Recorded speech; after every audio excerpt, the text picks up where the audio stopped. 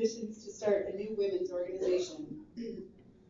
In 1950, Minnesota became the 9th state to organize in the Mrs. JCs. Our first year was led by Lois Christensen of the Winona chapter. Lois is the namesake of the Women Who Impact Award because of her leadership in forming and in leading this wonderful women's organization that you're a part of today. When the Mrs. JC started, there were only 8 chapters involved throughout Minnesota. It was a lot of work for a few women and a great opportunity to get the word out about membership. That year, the newslet was started, and as you know, it is still called that today. This communication tool has served us well throughout the years. During the 1950s, there was a contest for chapters to submit proposed creeds. The Virginia chapter won the contest, and our creed has not changed since we voted to accept it. This creed has truly stood the test of time. Did you know that if you attended a convention during the 50s, you would be expected to attend cooking school? I'm thinking a man probably planned that convention. As the organization became more organized, more positions were created to accommodate varying tasks. The position of convention coordinator was developed and still exists today, although we fondly refer to it as the executive director. In the 1950s, as the Mrs. JCs were working through the issues and demands of a growing organization, 12 state committees were formed. Yes, 12. And you'd think 4 is a lot? The first programming area, then called Statewide Project, was Toys and Joys, where chapters were encouraged to send toys to local or state hospitals for children. Many of the chapters continue supporting the children in their communities as they realize that they are our future. By the time the 50s ended, the Mrs. JCs had grown from 8 chapters to 70 chapters. This is at least 60 chapters a year. All of you past extensions directors out there, can you even fathom this amazing feat? As the 1960s brought more members, it brought even more changes to the organization as they began discussing the status of membership as a whole. With the tremendous growth the Mrs. JCs were seeing, they realized that communication needed to increase from the state organization to the members. The first plan of action was printed, and the newslet was expanded to include photos, and was printed in color for the first time and was sent to all members' homes. Chapter mailings also started in the 1960s, although at that time they were called the Central Mailing System, and included minutes of state meetings. Positions were being added where needed during this decade. The state chaplain was added as a position within the organization to set the tone at meetings with an invocation, and the title Chairman of the Board became official. However, the archives do not indicate if she was in charge of beginning each bonfire at the events. Forums were added to convention during the 1960s. One of the first forums was Taxes in the Minnesota Mrs. JCs, which dealt with the newly implemented sales tax. Near the end of the 1960s, the Mrs. JCs undertook one of the most lasting projects in our organization. The Flame of Hope Candle Project assisted the organization financially in bringing a boathouse building to Camp Friendship. Since that time, we've helped renovate the boathouse, and we still have close ties to Camp Friendship, now referred to as True Friends. New programs began, which still have ties to programming today. It includes Tips for Talks, which was the basis for our effective speaking program. Spoke It was adopted on a trial basis, and this program became the foundation for our STEP program. The 1970s was the start of big change for our organization. A change in structure occurred midway through the decade when membership became open to all women ages 18 to 36, meaning that you did not have to be married to a JC to belong. As our membership today struggles with our chapter requirements, they also struggled with this change. Even though this change was instituted during our 26th year as an organization, it took another 2 years for members to vote to change our organization's name from the Mrs. JCs. In 1978, we experienced our first name change as an organization from Mrs. JCs to JC Women, based on a motion proposed by the Stillwater Mrs. JCs. At the same time, our organization agreed to allow associate memberships, which were allowed for women who fell outside of the 18 to 36 year age range. After many years of fundraising and physical effort, the Camp Friendship Boathouse was completed during the 1970s. This was a major accomplishment for the Mrs. JCs and Camp Friendship. Senator Hubert Humphrey attended the dedication, which is a moment that those in attendance will remember forever. This decade also brought some traditions that continued for many years. State president quilts were started as a year-end gift from the membership, and on the fashion scene, uniforms were instituted for staff members and later for exec council members. Another tradition that has been going strong for 39 years is the Key Woman Award. The first Key Woman Award was presented in 1976 to Michelle Philbrandt and Lois Fuller. I know I speak for all past recipients of this award when I say what an honor it was to be presented with the Key Woman Award. It seems that membership is always a focus in this organization, while the 70s was no exception. During the 78-79 years, state membership reached over 5,000 members, due in part to the completion of over 40 new extensions that year. Seriously, how does this even happen? I think it's a safe bet to say that there was much passion in the organization at that time and great momentum. I'm sure all past extension directors are in awe of this amazing feat. In an effort to ensure that positive changes are being passed from position to position each year, March planning was introduced during the 70s. Some of the first recommendations were as follows. There's too much paperwork. We should modify a certification form. We need some new fundraisers. It's a training issue. Do any of these sound familiar? Also during the 70s, the ACT team started, which is the predecessor to our current gold team system. Today, as then, these members are crucial for aiding that chapter that needs a little extra assistance. Please welcome our president from the 70s, Diane Bennett, 1975-1976.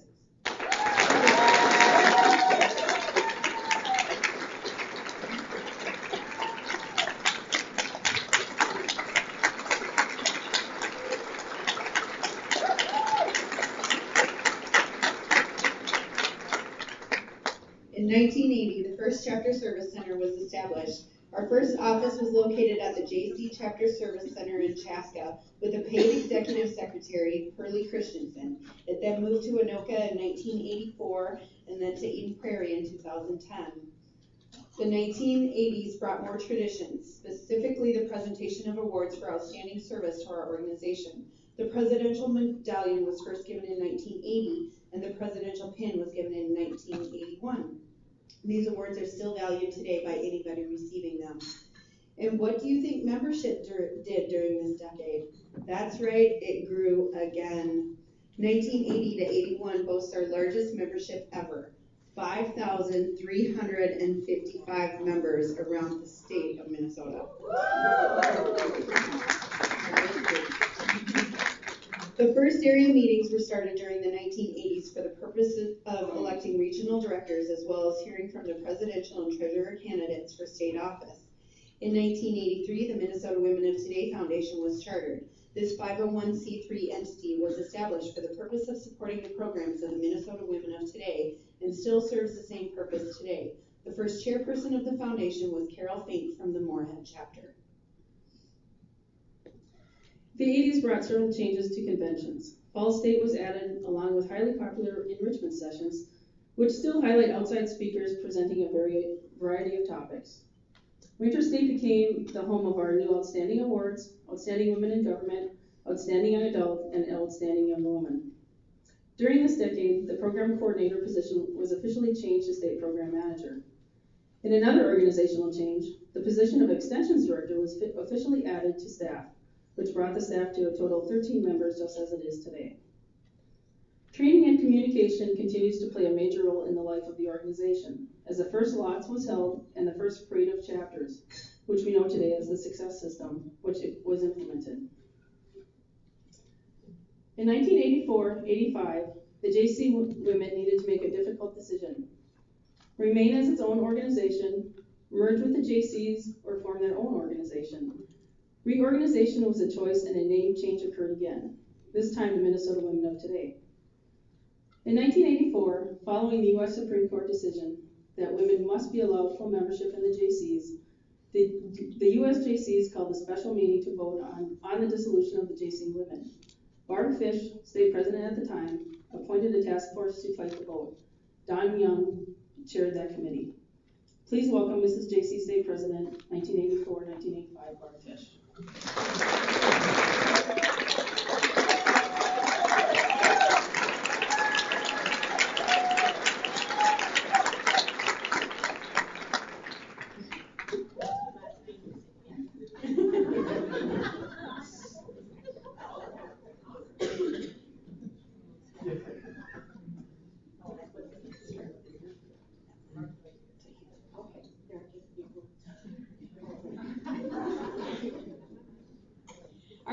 Districts and chapters made a huge effort to raise funds to send as many JCs as possible to the special meeting to vote against dissolution. Minnesota also worked with other JC women states to do the same. At that meeting, due to the large delegation and opposition, the motion was removed from the agenda. However, these women knew that they needed to come up with a plan in order to preserve the organization they loved. JC women chapters across the nation began to dissolve because their state JC organizations told them they could either join the JCs or fold. Those were their options. The U.S. JC women in most states were not incorporated, but because Minnesota JC Women was incorporated as a separate organization, we were able to present our membership with 3 options. Number 1, stay JC Women, which would eventually mean dissolving. Number 2, merge with the JCs. And number 3, to disaffiliate from the JCs and start our own organization. A committee was formed to study and present the options to our membership. This committee attended all district meetings, getting input from the members. We met several times with the JCs and we hired an attorney. We went back to the district meetings and presented the pros and cons of each option. The chapters were given the opportunity to vote by mail with an accounting firm doing the tabulations. The overwhelming vote was to disaffiliate and reorganize as the Minnesota Women of Today. We then shared the information we had with any other states that were interested. At the convention held in Indianapolis, Indiana in 1985, Minnesota made the motion to dissolve the USJC Women. This motion was made because we had voted to continue as an organization. Later that day, at another location, these brave women met with 16 other states and started the U.S. Women of Today.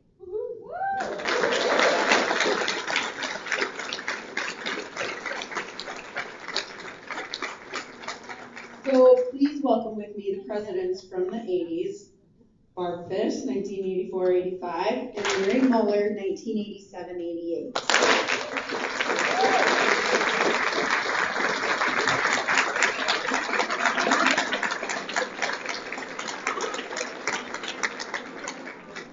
It is now the 1990s, and there is a new emphasis on marketing, public relations, and membership. Committees were started that are now known as our marketing and membership management committees. Bylaw changes included the change to admit membership to anyone over the age of 18 and removing the label of associate member. The first business expo was held in conjunction with summer awards, which enabled members and the public to visit vendors with an emphasis on women's interests. 21 businesses were represented. Public relations prevails and chapters are told, MNWT is out, MNWT is in. We are WT, not WOT. In another public relations move, Day at the Dome was started. The first president-to-president retreat was held in 1994 and was later expanded to include training for state delegates as well. The first retreat was a day-long event held in Champlin and in later years was moved to Camp Friendship in Annandale. The first statewide project, Tucked In With Care, was held at Winter State, raising funds and taking donations for Mary's Place in Minneapolis. In an effort to congratulate and motivate chapters that have been struggling and have turned their chapter around in a positive way, the first Phoenix Award was started at the state convention. Another first in the 90s was the Outstanding Person with Developmental Challenges Award, which was then presented at annual convention. Our long-standing history with Camp Friendship supplied a wonderful way to recognize individuals that have overcome challenges with a well-deserved free stay at camp. In 1999, our focus on membership resulted in history being made. For the first time in the 14-year history of Women of Today, we grew all 4 quarters, ending the year at 2,393 members, a growth plus 38 for the year. Please welcome with me the presidents from the 90s, Sheila Carol Conrad, 1991-92, Christine Harkis, 1995-96, Nancy Poland, 1996-97, Debbie Johnson, 1997-98, Lori Lundquist, 1999-2000.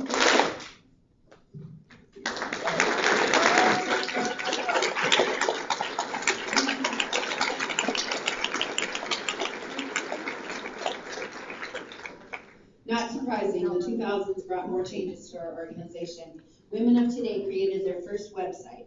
Email is a common form of communication now, and email etiquette is a favorite topic of executive council. And guess what? No more slideshows.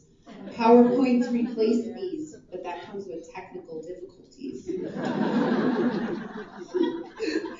Right? In a public relations move to make more members feel welcome and learn more about the organization, new member packets were introduced. The packet includes a letter from the president, a coupon for the state store, and more for the new member to read through and get familiar with the Minnesota Women of Today. These packets are mailed directly to the new member. Extensions to new communities was a focus, as a Mouse to New Beginnings packet was developed as a way to spread the word about women of today in communities.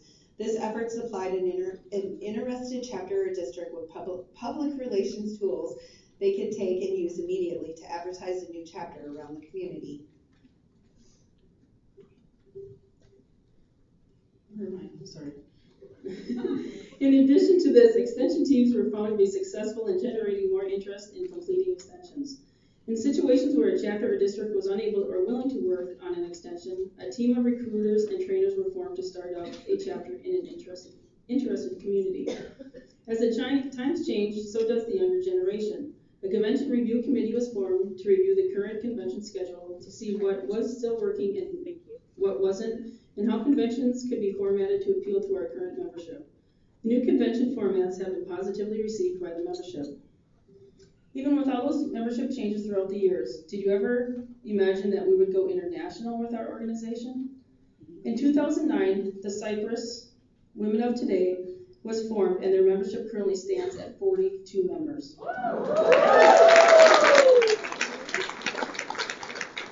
So we literally have left the world a better place. More organizational changes also moved Women of Today forward this decade. After years of planning, our programming underwent the most drastic changes in decades, moving from 14 programming areas down to 9. We also took on the major task of moving from a quarterly system to a trimester system. Please welcome with me the presidents from the 2000s.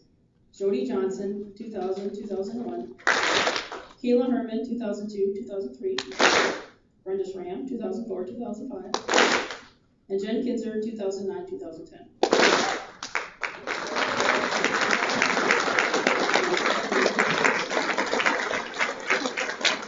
And introduce herself for 2008-2009.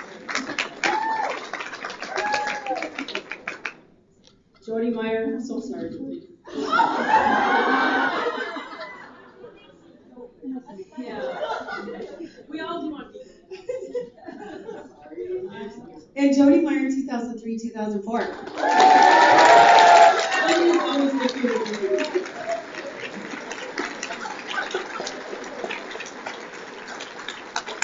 Actually, it was intentional so she could get her own standing ovation.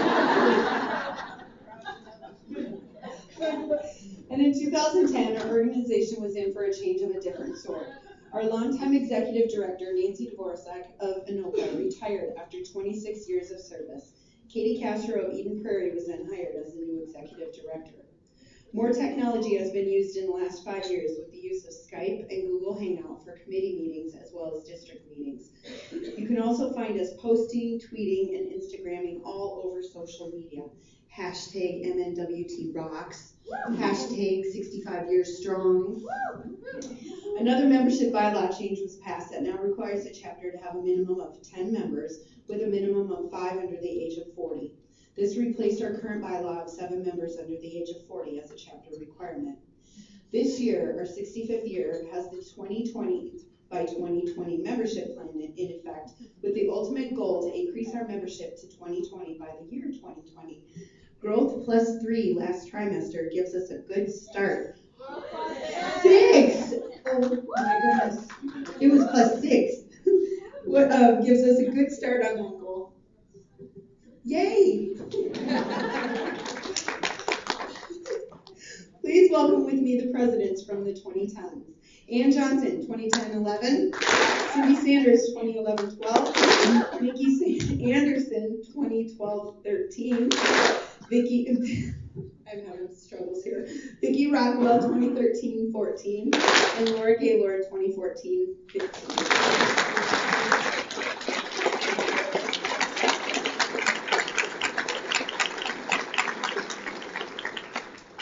In your program, you will find a section about the multi-generations that we have represented in the Minnesota Women of Today.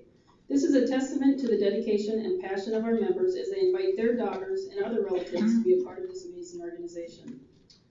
So for now, this brings our story to a close. We are looking forward to another exciting 65 years of service, growth, and fellowship. Now sit back and enjoy some scenes from our 65 years.